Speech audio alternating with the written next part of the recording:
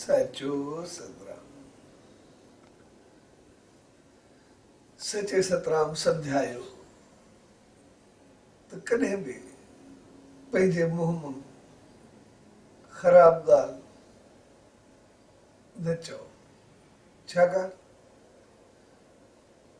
त बुरी ॻाल्हि पशुनि खे बि पसंदि न आहे ईंदी, ऐं जेकॾहिं